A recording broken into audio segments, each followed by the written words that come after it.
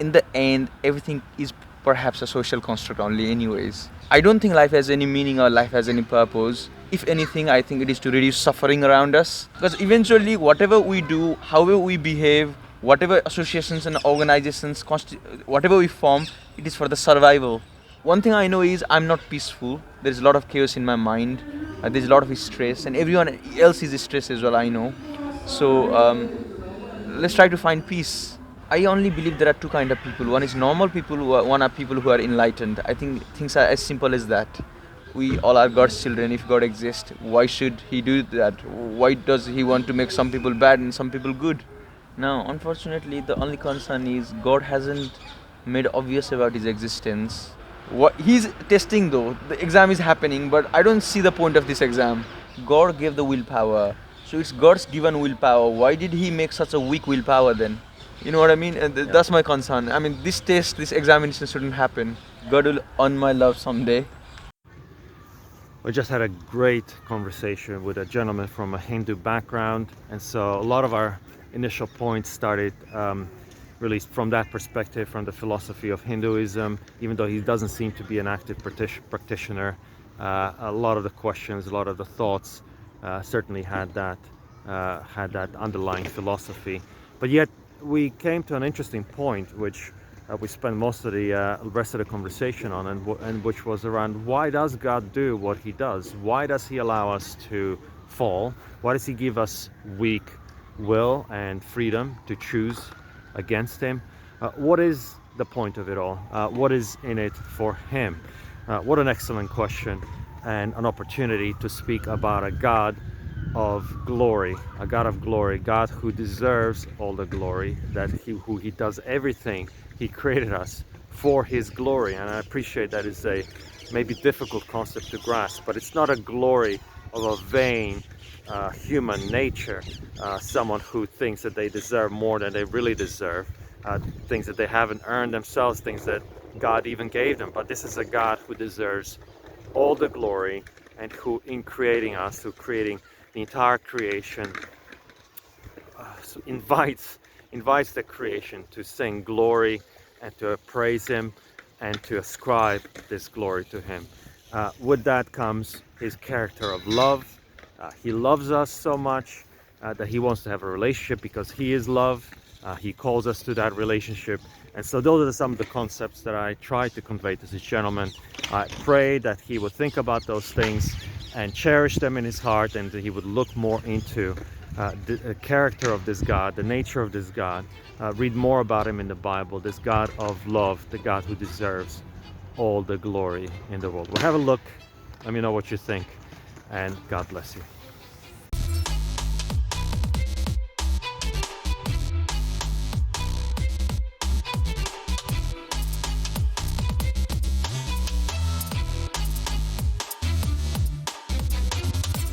Same question to everyone that I asked. Do you have any faith, religion, philosophy?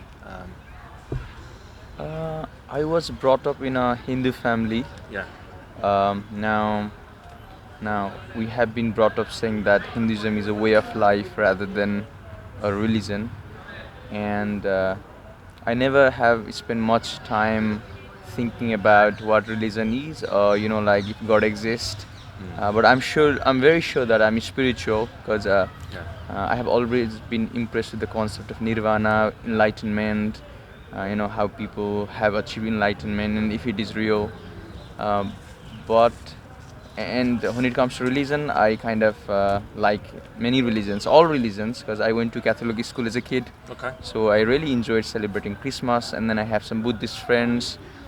So religion brings culture, traditions, festivals, an opportunity to gather with people. So yeah, why not?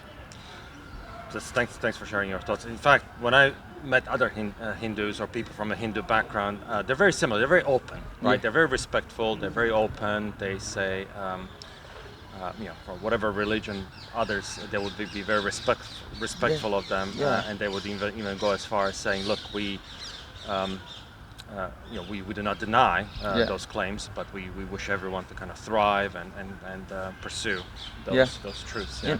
It's not just the tolerance of other religion, but also it is a celebration as well. we are not just tolerating. We should celebrate as well, because in the end, everything is perhaps a social construct only, anyways. Because we all are same, and you know, it's just different names and stuff like that. But what is important is we all have a different spiritual journey, how we are connected to the universe, and things like that. Right, right. And this is interesting, right? So I think one thing, so I'm a Christian background, right? Yeah. And so one thing that I find that very amenable, Yeah. this kind of approach. But where sort of things kind of start to take shape a little bit more is when we look at some of the claims of the different religions, right? And Yeah. then we say, okay, yes, we would all like to kind of get along together. That's fine. A lot of religions teach respect of one another and a good way to live, and yet some of them make certain claims that are exclusive, Yeah. right? To the point that they're not compatible, Yeah. right? I guess my question to you is, how do we kind of approach exclusivity in religion? Do we at that point just sort of step away and just sort of, well, okay, that's true for you, Yeah. and that's fine, I'll let you go and do that? Or do we say, well, okay, well, let's engage with that, let's discuss it, let's see if there is absolute truth, let's see if your claim is true versus that claim, let's try to kind of critically analyze with respect, perhaps. How would you go with the notion of an absolute truth? Yeah, I think we need to encourage people to understand the bigger picture. If we indulge too much into details, obviously it could be incompatible. For instance, a certain religion could eat cow. In Hinduism, they don't eat cow, Yeah. right? People from other religion eat cow. Hindus worship cow, so it won't be compatible. Yeah. But the point is not, comparing traditions or practices. It's more of a bigger picture, the overall vision of Hinduism, the overall goals of Christianity, the overall goals of Islam. I think we need to kind of try to compare those bigger picture, and then we'll see a lot of overlap. And then more importantly, integration is important, participation is important. If we kind of bring those people into our festivals and traditions, and I think they will see how it could be very similar, and things like that. I think it's more about participation. Okay. You talked about overall Yeah. kind of goals, overall sort of pursuits. Yeah. Maybe explain to me a little bit more. Kind of, what do you see the overall goals, right? What are we moving to? What is our kind of human pursuit all about when it comes to spiritual things? Yeah, I think I'm not an expert in all religions, but what I know of Christianity as a kid, when I read this, Garden of Life, moral science, there was a subject. The purpose of life is to find lasting happiness. That was a sentence we were taught as a kid from Christianity side of things. And from Hinduism, it is trying to achieve enlightenment, moksha, nirvana. Buddhism is very similar. So trying to find lasting happiness, nirvana, moksha, enlightenment, I think that's all kind of same thing. And then I don't think life has any meaning or life has any purpose. If anything, I think it is to reduce suffering around us, because the reality is that there's a lot of suffering in the world, in this particular social construct. There is jealousy, people are sad, people are upset, stressed, they're constantly chasing something. So one universal truth is there's a lot of suffering in the world. It is painful world. Death is happening. Everyone will die someday. So now whatever we can do from whatever religion, whatever practices and traditions, is that how can we reduce suffering around us? I think we need to focus on that. So would you say, thanks for sharing those thoughts, would you say then that the ultimate kind of pursuit of happiness, is very kind of man, kind of for the benefit of us, right? For the Yeah. benefit of man, both individually and corporately. Is that Yeah. kind of the ultimate Yeah. goals are kind of more focused on that? Yeah, I think ultimately finding lasting happiness is important, which means reducing the suffering around us. And I can't be happy if someone next to me is suffering. So my happiness is reliant on my surrounding and the universe around me as well. So in totality, we need to kind of see that bigger picture, that we can't be happy with someone suffering next to us. So maybe everyone should focus on reducing suffering ultimately, because death is a universal truth in life anyways. True. And what about the question sort of why? Right. Why is that important? Now I appreciate Yeah. there's the obvious answer. Well, happiness is better than sadness, and contentment is better than suffering, like you Yeah. say, and life is better than death. Yeah. Those are kind of the obvious answers. But someone might say, why do I really need to care about someone else's betterment? Why do I need to work for the betterment of the humanity? Surely, if I'm okay, if I'm content, that's number one. And yeah, if I have a chance, maybe I will do my best. But you know what? I'm not here to solve the world's problems, or I'm not here. In fact, I'll just kind of, my needs are number one. Everything else can really just sort itself out. What is the ultimate kind of, what is wrong with that statement? So I think the fundamental question of life is whether life has any purpose. I think we need to start from there. I'm among those who truly is convinced, and I truly accept that life has no meaning. Not being pessimistic, but I don't think life has any particular purpose. Okay. So when I think about my life, I was born without any purpose. I mean, there is no any specific plans for me in this world. I was just born, and many people were simply born as well. So life has no meaning and life has no purpose, because that's something Osho would say, because obviously I'm highly influenced by some of the philosophers and their perspective of life.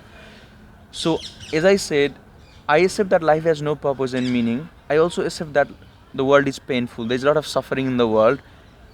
And what's important for me is to keep myself peaceful and happy. And for that, the stimulus around me, the background needs to be happy as well.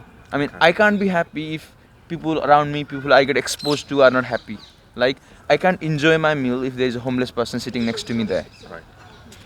So even for my own happiness sake, I need to make sure that the surrounding is happy as well. Right. Okay. Now, coming from a Christian perspective, right? Yeah. I would say that, okay, one thing I would not agree with you on was the life has no meaning, life has no purpose, and that is on the basis of if there is a creator, right? Yeah. If there is a God, right? A singular kind of one God, and if he's created us and this universe and us as beings of his, he must have given us a reason to exist. He must have given us a purpose to exist.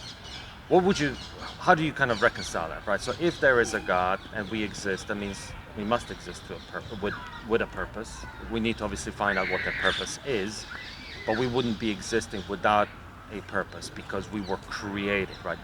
Like a painter doesn't create a painting just for, there must be a purpose behind it. Everyone who creates anything, they create it with a specific meaning, purpose, objective, right? How would you sort of approach that?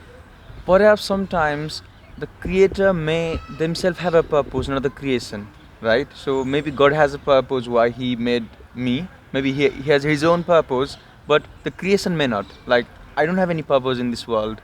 I don't think I was sent to certain, I mean, for me, myself, I don't have any purpose. Maybe God do, if God exists.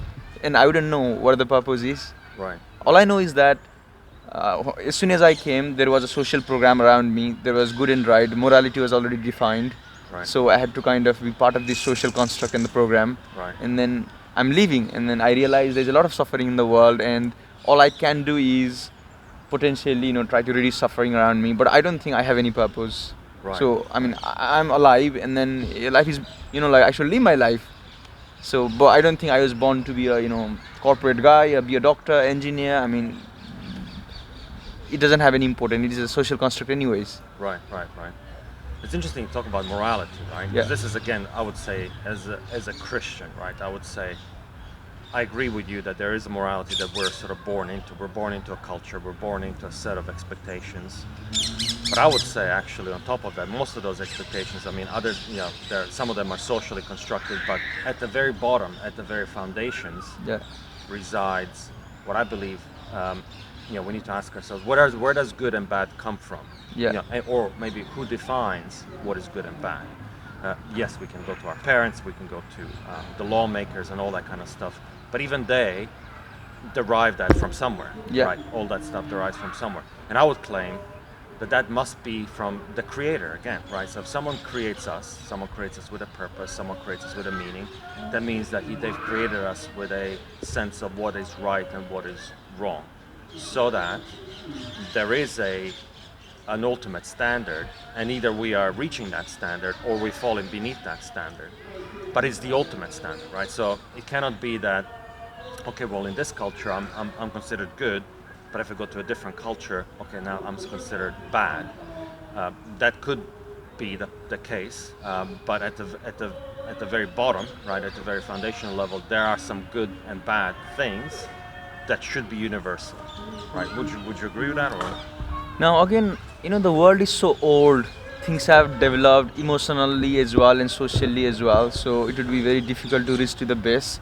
I think evolution has a very serious role to play. Like in Stone Age, it would not have been immoral for a mother to not share the hunting with the kid probably, right? But eventually people, as part of the survival of the fittest, trying to feed their kids, trying to form a family, marriage, bonding, security, all those developed, and then morality was building up.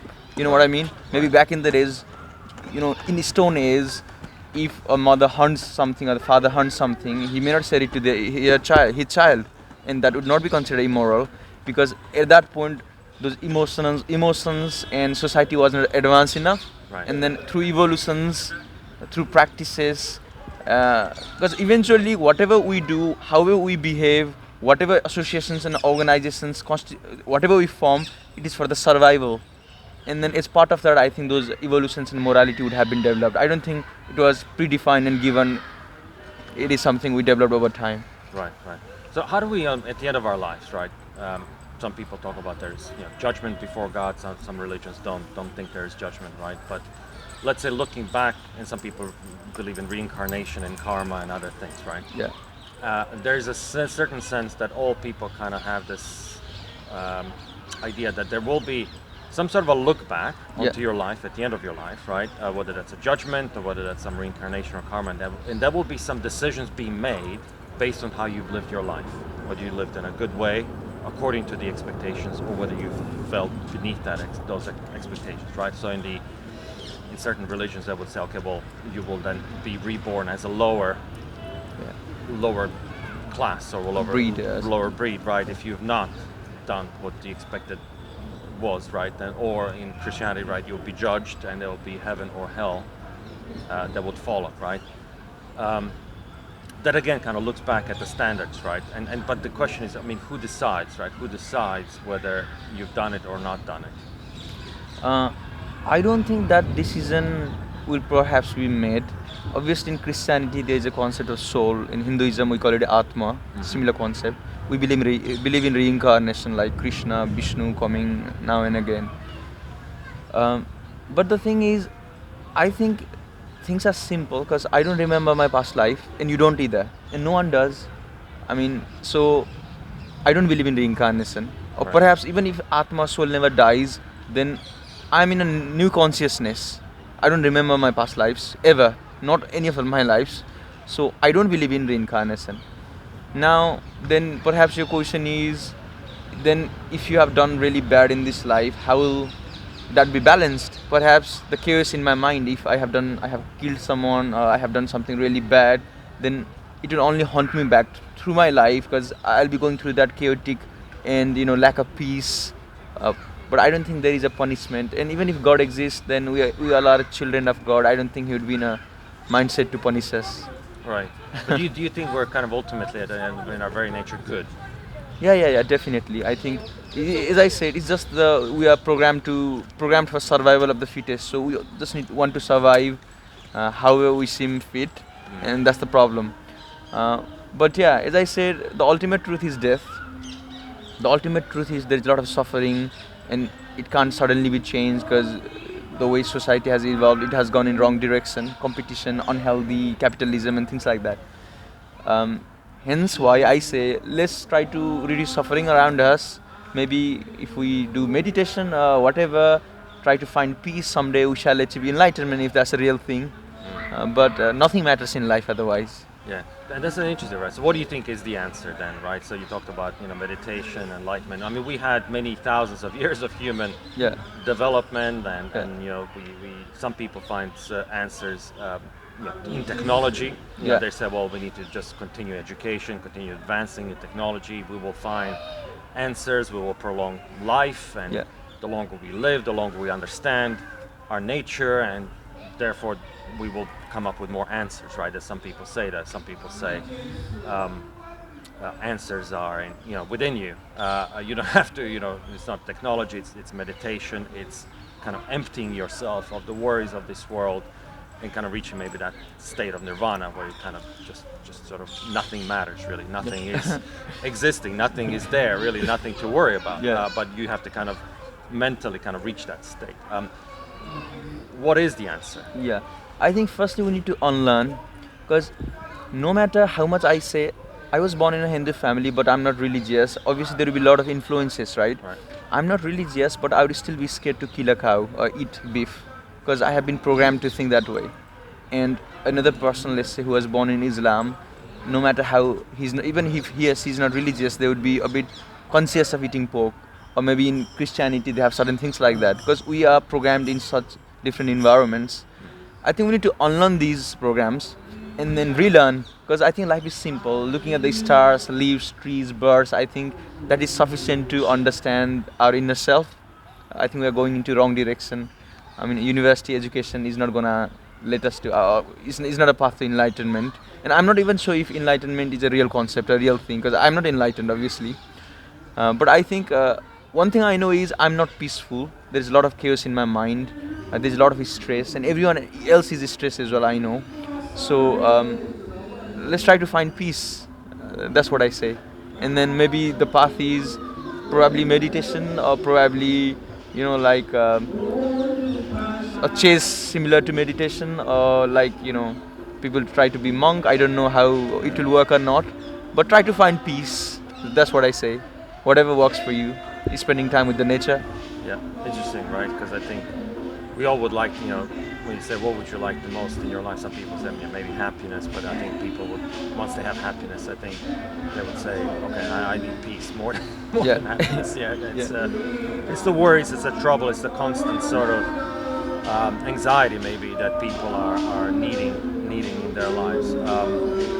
I guess maybe just to shift topic then slightly on that sort of concept of peace, right? So as a Christian, again, I believe in Jesus who came to this earth, right? And he was one who said, "I will give you peace, I will give you rest." What do you think of him, right, as a person? How do you sort of, because he's the one, right, we believe was one who was going to come and he's going to save the world. He was going to save the world from their sins, because we believe that we sin and we are inherently failing God's expectations. He understood that we cannot help ourselves, no matter how hard we try, and that history has shown that, right? That he came to die for our sins, and then he said those who believe in him will have everlasting peace and everlasting life in him. How do you kind of consider a person like Jesus? I think I have watched lots of movies of Jesus as a kid. I really like his persona, obviously. Now, I think in my perspective, obviously I don't know so much to kind of, make a conclusive statement, but I think perhaps just like Buddha, Jesus was an enlightened being, and then obviously all those components probably people expanded, and it was mythical, probably lots of myths put into it. But in simplicity, probably I would see Buddha, Jesus, Mahavir as some enlightened beings that visited planet at certain point. I think Buddha was born 1500 BC. After 1500 years, Jesus was born, and probably Mahavir somewhere around that time. So I think they are the people who found peace. That's why I believe. A lot of stories is probably just expanded, top of stuff. Yeah. Well, one difference though would be with Jesus, they didn't only just teach about peace, right? Buddha and Muhammad were saying, here's how you should live. Yeah. Yes, Jesus said here how you should live, but he said something extra. He said, unless you believe and trust in me, you will never have peace, right? So he actually said that he was the way, the truth, and the life, right? So he didn't point people to the way, the truth, and life as a kind of a philosophy or some pursuit or a set of actions. He pointed to himself and said, actually, I am the embodiment of peace. I'm the embodiment of truth and the way of the life. I am the object. Yeah. Don't look there. Look at me. Yeah. Look at me. Follow me. Trust in me. Have faith in me. And that is, with respect that no one else, right? Even Muhammad didn't say that Muhammad would point to God, Yeah. Allah, right? Buddha didn't likewise, he was teaching a way of life. He didn't say, believe and trust in me. In fact, he would consider that as the opposite of No master. I'm not a master. That's exactly, what he said. He would say, not a master. Where Jesus says, I am the master. Yeah. And so that's quite a unique thing about Jesus. Now, do you sort of find that kind of shocking, or do you find that kind of did you know about that, or does that change your view of him? I mean, as I said, what's not gonna change is that I only believe there are two kind of people. One is normal people, one are people who are enlightened. I think things are as simple as that. Maybe enlightened people do have supernatural powers. I mean, but I don't personally see Buddha and Jesus any different, to be honest. I mean, I'm not sure about Krishna, because probably that is a myth, just a myth. I don't know. I don't know if he was really born, but Buddha was a real person. He was a prince of Lumbini, modern Lumbini, and Jesus was a real person as well, who was really born. I mean, so I know those two. I know Mahavir. And all other complexity. I don't think life should be that difficult, and it's not like someone should come to the earth and kind of wash away our sins. Why do we do sin in the first place? Because we have willpower. Why do we have willpower in the first place? Why should God testify or test us? Like we all are God's children if God exists. Why should he do that? Why does he want to make some people bad and some people good? So that doesn't make sense to me. Yeah. You know what I mean? Yeah. Why is he testing me he gave me a willpower, and then he's testing me. Why should he do that? Yeah. Well, this is a very good question. Why do we? Maybe I would flip it around. Why do we continue to test him? Right? Why do we, given the willpower, continuously choose to go against him?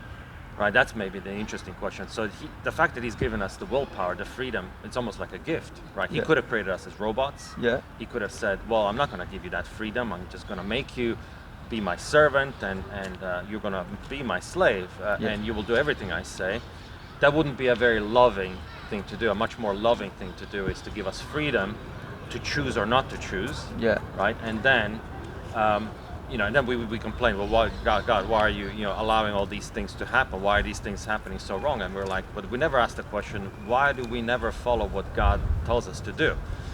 It's almost like God is always at fault, and we don't realize that actually majority of the faults come from within us, right? And we are then questioning, why is God judging us? Well, he gave us, right, the freedom, but then he said, look, if you will sin, if you will not listen to me, ultimately I'm a righteous judge, and I will decide what's going to happen to you, because ultimately I created you, I gave you the freedom, and I told you this way leads to good things, this way does not lead to good things, and that's the way away from me. If you go towards me, you will experience good and blessings in your life. But if you go away from me, even though in this world you might think that you experience blessings because you're using your willpower for your own benefit, but in the long run, you're going to lead into death, right? That is, it's been very made clear, right? Certainly in the scriptures, in the Jewish scriptures, in the Bible and in the Gospels. That is the narrative, right? That is the arc from the beginning of the world. God gives us freedom. We abuse that freedom, and we cannot ultimately save ourselves. God, out of his love, he reaches down, he lives a life like one of us, and then he dies for us to save us. Now that is love, right? That is love. People say, where is God? Well, he came on this earth, he went on the cross, he died for you and me because we could not reach his perfection levels. We could not attain to his expectations, and that's the embodiment of love, right? That is the uniqueness certainly of the Christian message. That's a unique part of it. Yeah. Now, unfortunately, the only concern is God hasn't made obvious about his existence in the form which we have just discussed. Because many years, many decades and centuries have passed. I haven't really seen God. If I was born in 2000 years ago, and if I really saw Jesus or Buddha 3500 years ago, saw him enlightened in front of me, then maybe, I'd convince my willpower to go that way.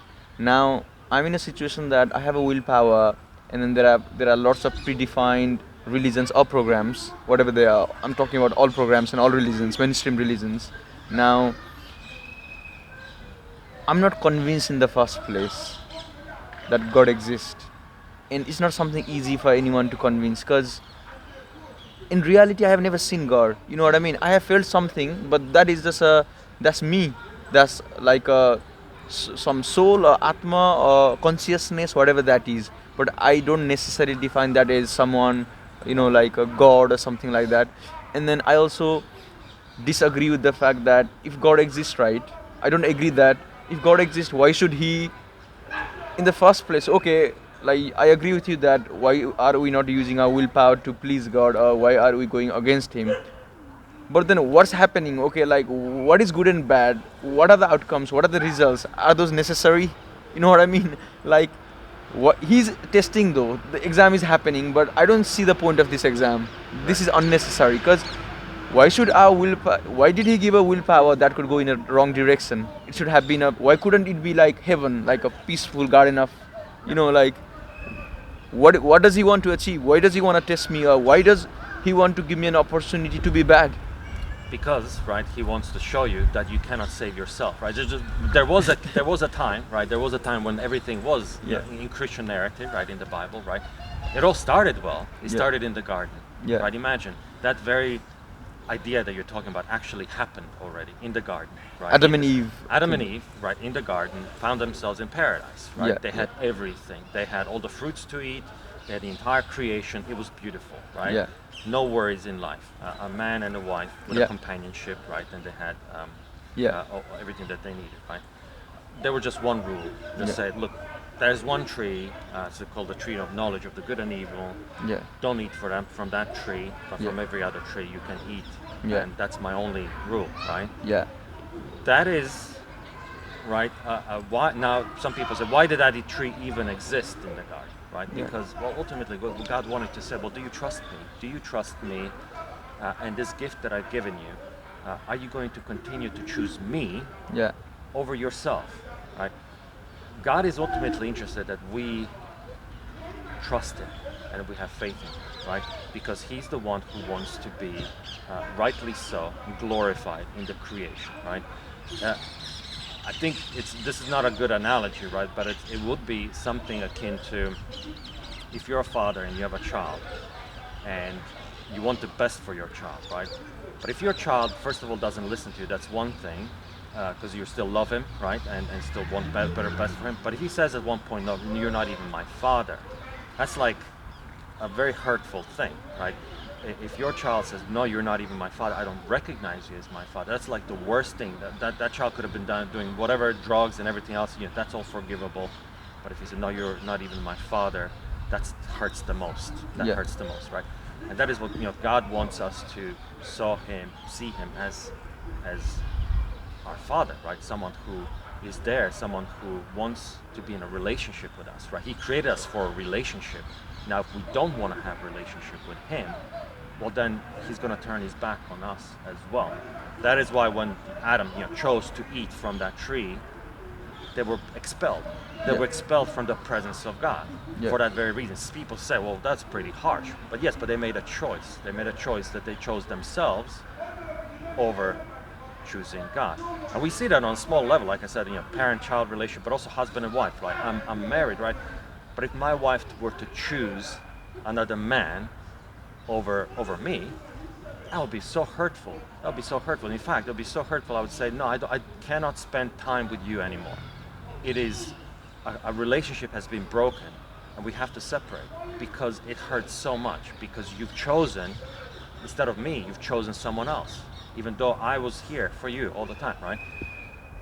That's how much it hurts, and it hurts much more on a cosmic level when God is involved, right? So that's what I'm trying to sort of convey here. Yeah. Obviously, there's one massive difference between those two examples. You and your wife, they're separate beings. Yeah. Even if we are to stay consistent with these theories, then God made us. God made Adam and Eve. maybe not an appropriate language, but God programmed Adam and Eve as well. I mean, their willpower, their physical appearance, everything was God given. And God wanted to test that willpower, whether they will actually listen to me or not. And then Eve decided to want to eat that apple. So it's not Eve's fault, I think, because this will was given by God himself, and he saw fault in that willpower and he's upset. That doesn't make sense. What if he'd never gave the tree in the garden? What if there was never an apple? What then? What would you say? Let's say you are the devil, right? Now, there's another question where the devil comes from, and that kind of stuff. But let's say the devil comes next to God. And Lucifer. Lucifer, yeah, Satan. So, you know, the accuser, right? We call it. He might say, God, that's great. You know, these people, they're in the garden, they're looking good, but you know what? I don't think they really love you. There's no test here. They don't really love you. They're just robots, right? You've created them.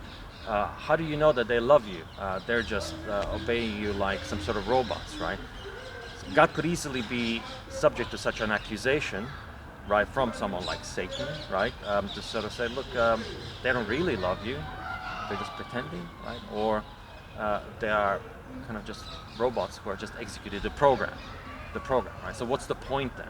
Right? So God could be easily, but if there is a test, and if people said, look, God could say, look, they haven't eaten from the tree, they're obeying to me, they're choosing, they have the freedom to do so, but they're trusting me.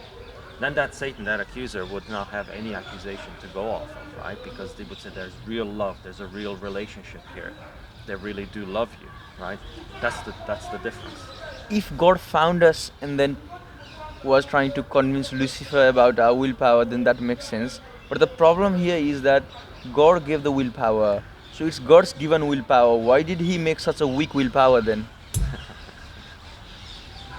And then should I be punished for Eve's willpower? Yeah. All these many years have passed. But this is the thing. He knows that we were having weak willpower. Ultimately, he knows that. But right? he created that. He created it. He knows that. But ultimately, he didn't expect us to. He didn't accuse us at the end of the day because he gave us the solution.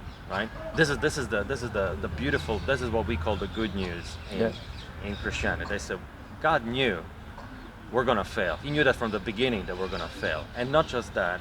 He gave multiple opportunities to his people to repent, and the whole history is full of God intervening and saving, you know, the Jews from Egypt and many other, you know, he sent the prophets and everything like that, and we continuously fail, right?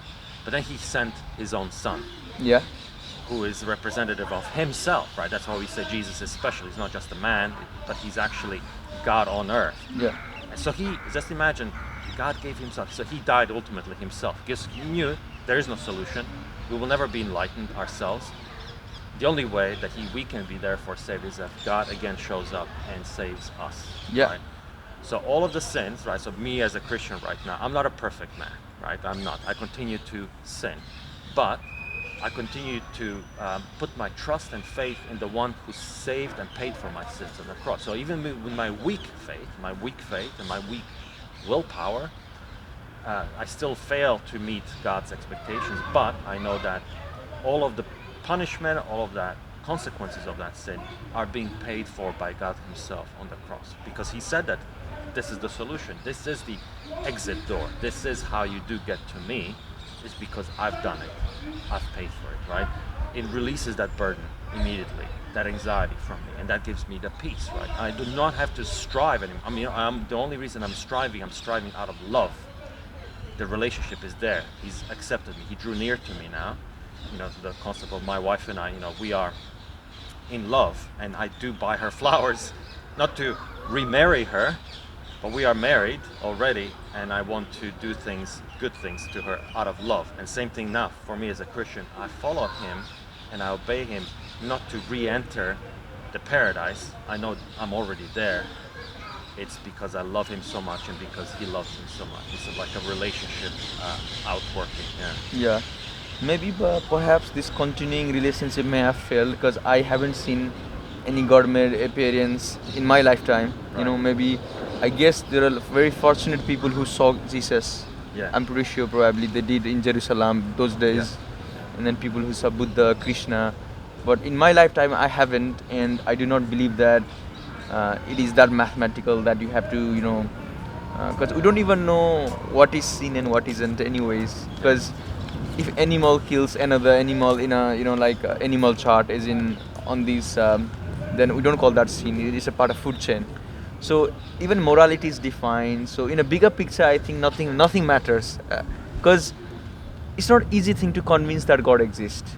All these are theories and theologies coming from, perhaps different perspective. I have a true respect for Jesus, Buddha, Krishna. As I said, they are truly enlightened and lucky people who got enlightened. But I don't believe how that is connected to the, me, they washing my sins, me reincarnating, me getting a place in heaven, because I don't see the point of all this. The entire world, it's the creation itself. And then I'm even more upset by the fact that if God exists, He gave me a willpower which could be going into a direction it shouldn't. It's so fragile, so weak. You know what I mean? And that's my concern. I mean, this examination shouldn't happen. That's what I say. So I'll leave you maybe with two things, because I Yeah. appreciate maybe you need to go and it's getting a little bit late and dark, but I'll leave you with two thoughts, right? Yeah. And maybe take away. One thing is, we actually have a lot more information about God than we think we do. I'm coming from a bit of a scientific background, and science is more and more, the more science understands life, the more it understands how complicated it is. Yeah. To the extent that the Darwinian theories of evolution, they maybe explain variations in species, but the more time goes on, so Darwin never knew about DNA, and DNA is almost like program code. I don't know if you're talking about chromosomes and programs, stuff, but I'm an IT guy, right? I understand how programs, I know how to write programs, I know how to introduce new functionality, I know about testing and code and all that kind of stuff. And very much DNA works on a very similar set of principles. Science is now, the more they understand about how even a simple cell works, the more they're in wonder and in awe at the complexities that are just for a simple cell to work, how difficult that is. And now they're rewriting books effectively to sort of say, look, these theories are not good enough to explain how such complexity could have even arisen. They're going backwards, they're kind of pulling back on those claims, right? And to me, I would propose, and a lot more sort of intelligent, more people intelligent than I am, they're saying the only way information can come into a system is through an intelligence, right? And information does not arise from itself, certainly not the kind of information that has instructional ability, such as DNA. It cannot arise from itself, just like a set of instruction manuals don't write themselves. They get written with a purpose, they have a meaning, something for someone, right? So I would say, for me, looking at this creation, looking at life, looking at complexity is much more of an evidence of God than anything else in the world, right? That was one thing to leave you with. We can talk about that more if you have any questions. But number two, I would say, people say, well, where is God? Why does He show Himself to me and I don't see anything kind of evidence? I would say, we often say these things because we expect kind of God owes us something, that He would appear before us, that He would somehow, kind of like a genie out of a bottle, that He would save us when we need, He'd save us from a car crash or something like that. When in reality, God is always here. He's always near us. He's always within us. But He, He's written us letters or a set of letters, Bible and scriptures. He's told us about what He wants from us. He sent people to tell us about Him. The question is, do we take the time to investigate those things? And I'm not expecting everyone's going to be a Christian, and I'm not expecting everyone's going to even follow what I think. But people are reluctant even to pursue these things, to ask the hard questions, to see where is God. Like for me, the journey was, I wasn't always a Christian, but 12, 13 years ago, I actually decided to read the Bible. I was like, okay, let me see what it actually says. And I saw within it, wasn't a magic. It's not a magical book with a set of incantations, and if you read those things, you become a Christian. No. But it told me about what God is like. It told me about myself and how sinful I am. It told me about historical accounts of people and witnesses who saw Jesus, what He did. It told me about that He wasn't just a human being only. He saw something much more than that. And He told me about spiritual reality of things that I saw as being true, right? And so all those things, I didn't come face to face to Jesus ever. I'm living 2020. I'm not I don't have sort of hallucinations or anything, but I came face to face with Him in His Word, in reading the scripture, and in my heart, I felt his presence because he changed my heart. He changed my behaviors. He changed my desires. He caused me to be a different person than I was than before I became a Christian. And to me, that was a real experience of his presence in my life. Some people say, born again experience. I experienced to be born again. I experienced to be new creation, new person.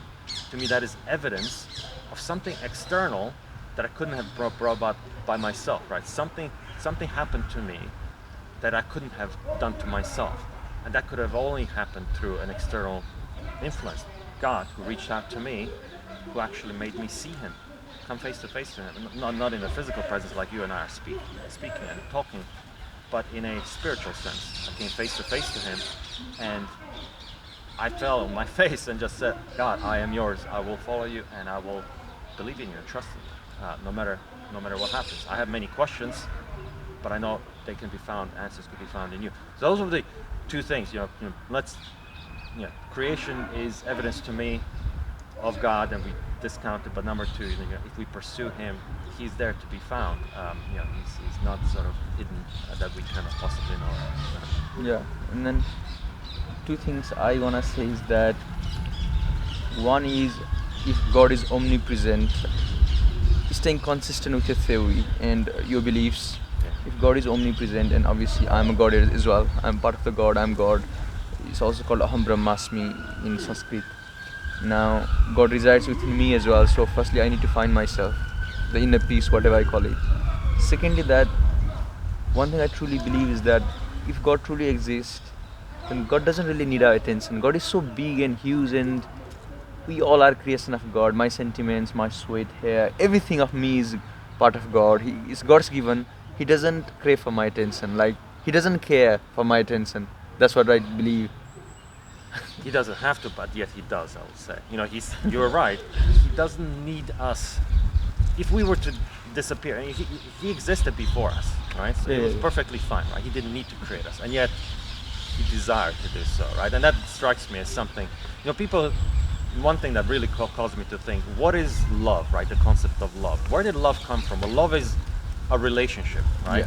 Yeah. A love, if you were just by yourself on an island and you never met another person, it would be difficult for you to understand what love is, right? And yet God created us because he's a loving God, and so love manifests itself in relationships, right? And so he wants to show us how loving he is by having us around, so to experience love. To me, that's, those kinds of things make me sort of understand that he is, when he says God is love, that means that we are here to experience his love and to return love towards him as well. I guess God will earn my love someday. He's not demanding one. Yeah. Because you have to earn love, and that's what I mean. Yeah, but anyways, it's a beautiful world. I mean, as I say, let's try to reduce suffering around us, and everything is, whatever religion say, all religion in a bigger picture kind of merge to a same, love, peace, reducing suffering, being nice, because that helps us as well. That allows us to kind of maintain peace within us as well. But yeah, I mean, there is not much to disagree or agree. It is just that how people want to define things. No problem. I can see you have to leave soon. So now it was a really great conversation with you, sir. Yeah. I really appreciate your time and thoughts that you've shared with me. Yeah, Thanks very much. Thank you for your time as well.